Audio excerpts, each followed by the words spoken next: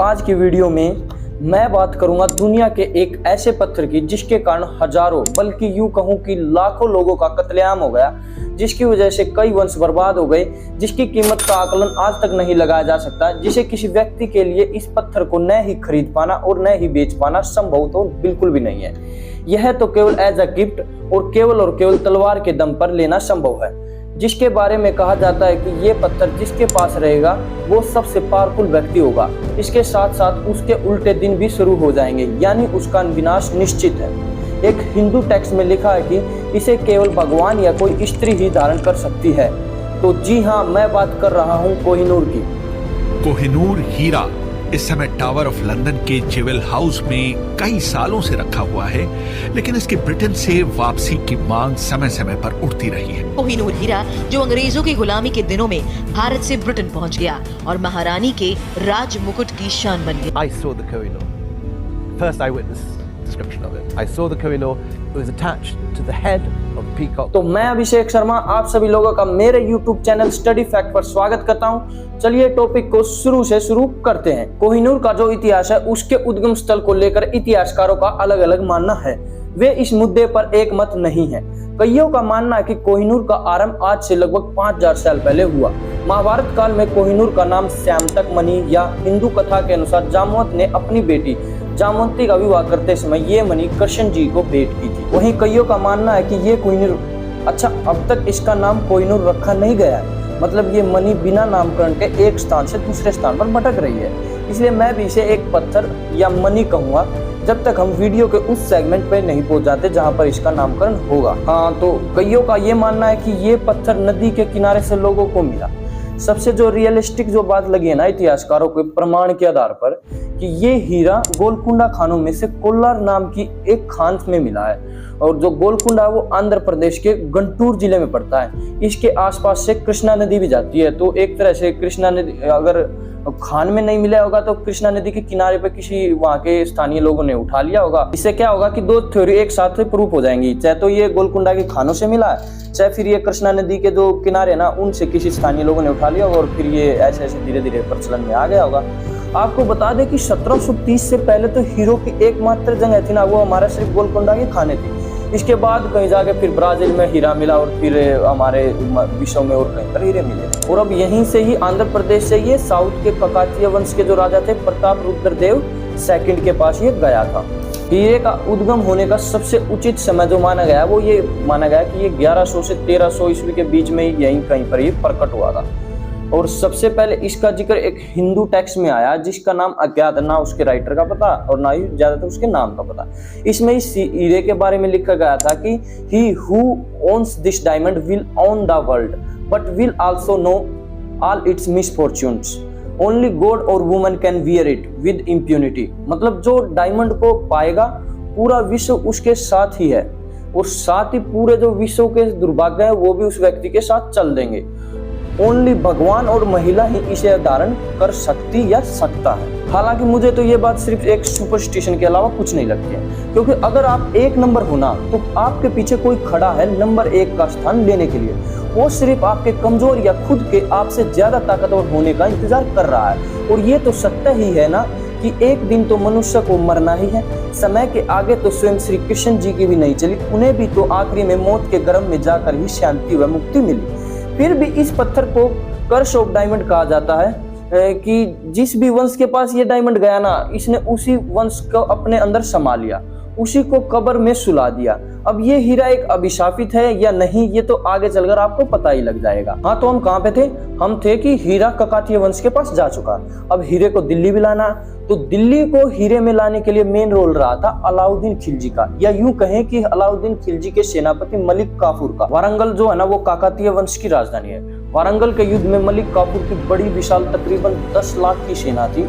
हालांकि कुछ इतिहासकार बताते हैं कि प्रताप रुद्रदेव द्वितीय ने इतनी बड़ी सेना देखकर आत्मसमर्पण कर दिया, और आत्मसमर्पण भी एक डिफरेंट तरीके से किया। इसने अपनी खुद की मूर्ति सोने से बनवाई और उसको जो हाथ बांध लिए और अपने उस मूर्ति में, और उन्हें अपने आप को बेलों से जकड़वा दिया, लोहे की बेलों से, और कहते कि अपने जो मुकुट था ना सोने के मुकुट पर ऊपर वो लगा दिया था कोहिनूर, और वो जो आत्मसमर्पण की हुई मूर्ति सोने की वो मलिक काफूर के सामने पेश की थी। और तब कहीं जाकर मलिक काफूर माना था और इस तरह से मलिक काफूर के पास ये जो कोहिनूर का हीरा था वो पहुंच गया था।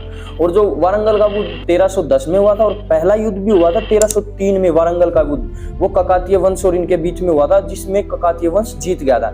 लेकिन 1310 में और ककातीय वंश में ककातीय वंश हार गया था। हालांकि एक और थ्योरी है, बाबरनामा में जिक्र मिलता है कि हीरा अलाउद्दीन खिलजी ने 1294 में मालवा के एनामी राजा से जीता था। बाबरनामा में एक बात और बड़ी दिलचस्प है, उसमें इस हीरे का जो प्राइस है ना उसका अनुमान लगाया गया था कि अगर इस हीरे को बेच दें तो उस समय की 2.5 दिन तक की मतलब जितनी भी जनता थी पूरे विश्व की उसको भोजन कराया जा सकता है। और याद रखना उस समय भी जो विश्व की तो जनसंख्या वो भी करोड़ों में ही रही है। फाइनली अब हीरा दिल्ली आ चुका था और दिल्ली में ये दिल्ली सल्तनत के पास रहा।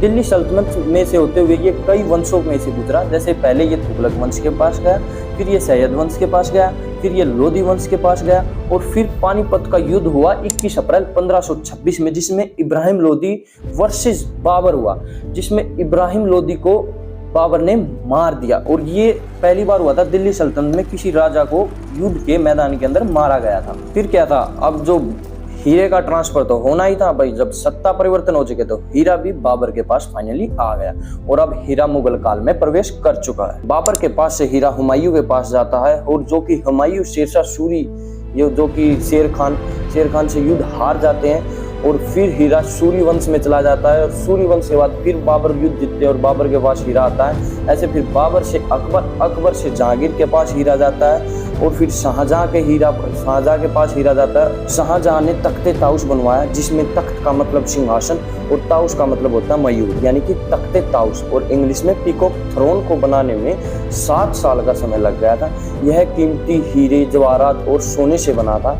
यह ताजमहल से 4 गुना महंगा बताया जाता है। आपको एक इंटरेस्टिंग फैक्ट बताता हूँ मुगलों के बारे में। इन्हें रेड ट्यूमर रूबी जैसे रंग बिरंगे ज्यादा ब्राइट कलर वाले पत्थर ज्यादा पसंद आते थे, बल्कि कोहिनूर जैसे डायमंड तो हिंदू राजा और सिखों को आगे चलकर काफी प्रीशियस लगते थे। लेकिन फिर भी मुगलों ने कोहिनूर को काफी इंपॉर्टेंट प्लेस दे रखा था मयूर सिंहासन ने। इन्होंने रेड ट्यूमर रूबी और कोहिनूर को पीकॉक की आंख में लगा रखा था। और ये बात अभी जरूर याद रखना कि कोहिनूर को अभी उसका नाम कोहिनूर मिला नहीं है। फिर इसके बाद हीरा पहुंचता औरंगजेब के पास। औरंगजेब ने इस हीरे की कम होती चमक के कारण इस हीरे को तराशने की सोची और यहाँ से रिकटिंग प्रोसेस शुरू होती है और एक फेमस लेपिड्रिस्ट की तलाश की जाती है। ये जिम्मा दिया जाता है वेनिस शहर के रहने वाले होर्टेंस बोर्जिया को। कहते हैं कि बोर्जिया ने इस हीरे की इतने बुरे तरीके से कटिंग की, इस हीरे को एक तरह से नुकसान पहुंचा दिया। इसका जो वेट था 793 कैरेट से 186 कैरेट का बना दिया और यहाँ से इस हीरे का दुनिया का सबसे बड़ा हीरा होने का तमगा भी छिन गया। और ये बात देखकर औरंगजेब को बहुत गुस्सा आया और उसने बोर्जिया ने सोचा था कि मेरे को इनाम मिलेगा, बस ऐसा नहीं हुआ। औरंगजेब ने बोर्जिया को हीरे को इतनी बुरी तरीके से काटने और नुकसान पहुंचाने के लिए बोर्जिया को सलाखों के पीछे डाला और उस पर 10,000, कहते हैं कि उस टाइम पे शायद 10,000 का उस पर जुर्माना भी लगाया था। हीरा तो मुगल काल में ऐसे ही बढ़ता रहा और पीढ़ी दर पीढ़ी बादशाह ये हीरा हस्तांतरित होता रहा। फिर आता है मोहम्मद शाह रंगीला का टाइम।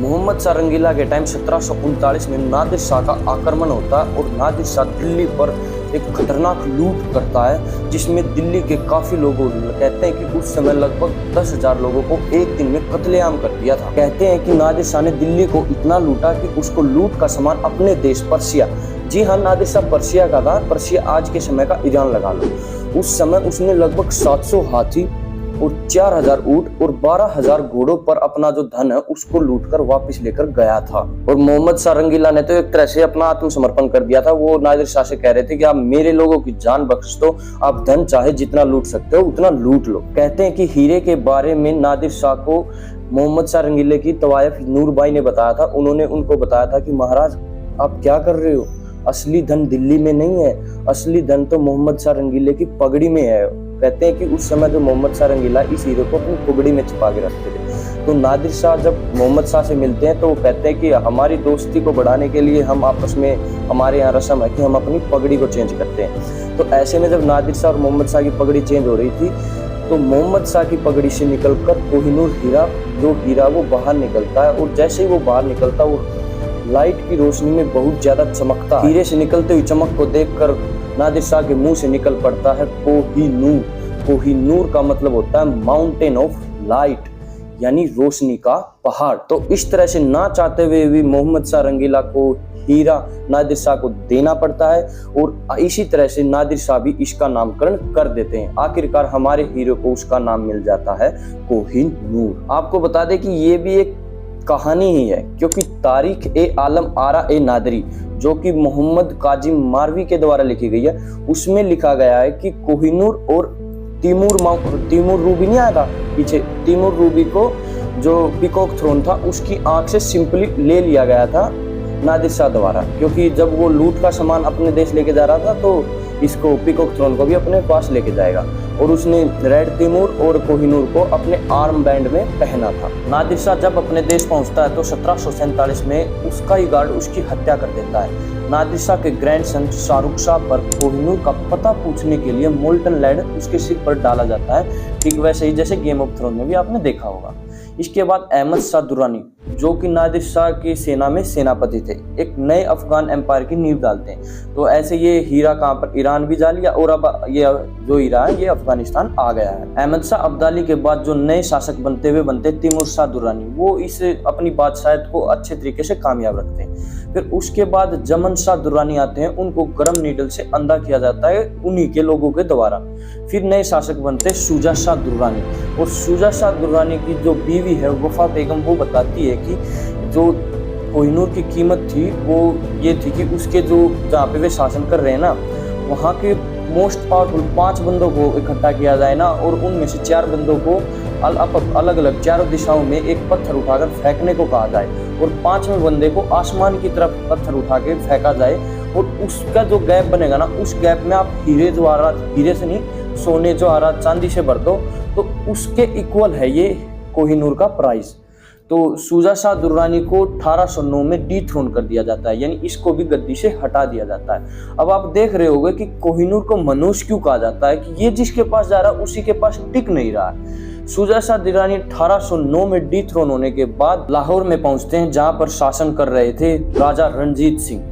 राजा रणजीत सिंह को शेरे लाहौर, शेरे पंजाब भी कहा जाता है। ये एक अपराजय राजा थे, ये किसी भी युद्ध में हारे नहीं थे, और जो राजा रणजीत सिंह है वो इनकी मदद भी करते हैं शुजा शाह दुर्रानी की, इनका जो गद्दी है वापस दिलाने के लिए। और इसी वजह से शुजा शाह दुर्रानी 1813 में कोहिनूर हीरा राजा रणजीत सिंह को भेंट कर देते हैं, और इस तरह से जो कोहिनूर हीरा है वो सिख एम्पायर के पास और पाकिस्तान के लाहौर में आ चुका है।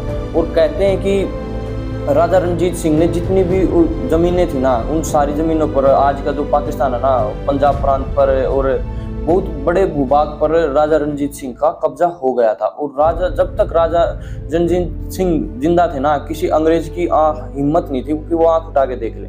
तो राजा रणजीत सिंह की जब डेथ होती है 1839 में, तो जो सिख राज्य था वो बुरे तरीके से चमरा गया था, क्योंकि आने वाले 4 साल में, यानी कि 1843 तक 4 राजा सिख एम्पायर के अंदर बदले जा चुके थे। और ऐसा ही तो अंग्रेज चाहते थे।